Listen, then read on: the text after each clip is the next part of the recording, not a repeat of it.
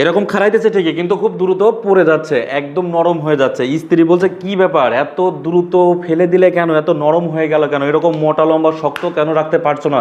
এরকম যাদেরটা খুব নরম হয়ে যাচ্ছে, ভেঙে যাচ্ছে, একদমই উত্তেজনা নেই, প্রথমে একটু গরম হচ্ছে, পরে নরম নরম একদম নরম হয়ে যাচ্ছে। স্ত্রী বলছে আমার এখনো হয়নি, তুমি 1 মিনিট 30 সেকেন্ডে ফেলে দিছো, আমার এখন খুব দরকার, এটা দাঁড় করাও, এটা দাঁড় করাও, দ্রুত করাও। কিন্তু আর দাঁড় করাতে পারতেছে না, হচ্ছে হচ্ছে না। তো যাদের এ জাতীয় সমস্যা রয়েছে তারা জানেন এটা কোনো ফাজলামি করা বিষয় না।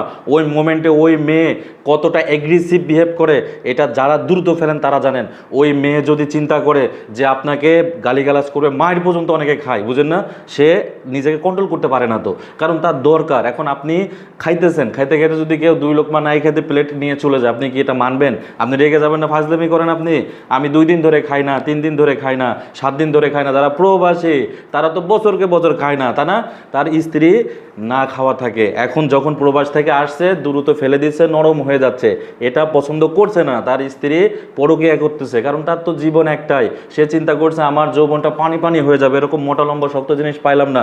এর মধ্যে যদি আপনি নরম জিনিস দেন, কখনো ওই মেয়ে খুশি সুখী থাকবে না। অবশ্যই আপনাকে সুস্থ হতে হবে, এরকম মোটা লম্বা শক্ত করবেন, স্ট্রং থাকবে, স্ট্রং একদম স্ট্রং থাকবে। আধা ঘন্টা 1 ঘন্টা খেলবেন, মোটা লম্বা শক্ত থাকবে। একটা মেয়েকে দিয়ে 5 বছর 10 বছর 15 বছর পরে আসলে ও অপেক্ষায় থাকবে আপনার, যে না এই পুরুষ সুপুরুষ, এর আমার দরকার। একদিন আসলে অবশ্যই সে আমাকে খুশি করবে, সুখী করবে। কিন্তু আপনার কাছে ক্ষমতা নাই, আপনার যোগ্যতা নাই, আপনার সময় নাই, আপনারটা ছোটো, ও কোন ভরসায় বসে থাকবে? ও তখন আরেকটা নাগরকে খুঁজতেছে হাত ধরে চলে যাওয়ার জন্য, এবং যাচ্ছে নিয়মিত। সবাই ভালো থাকবেন। যাদের চিকিৎসা প্রয়োজন, ফাজলামির কোনো বিষয় এটা না, অবশ্যই সাবধান থাকবেন, মান ইজ্জত নিয়ে প্রশ্ন। সবাই ভালো থাকবেন, সুস্থ থাকবেন। চিকিৎসার প্রয়োজন হলে আলম ভাইকে ফোন দিবেন ইনশাআল্লাহ। আসসালামু আলাইকুম ওয়া রাহমাতুল্লাহি ওয়া বারাকাতুহু।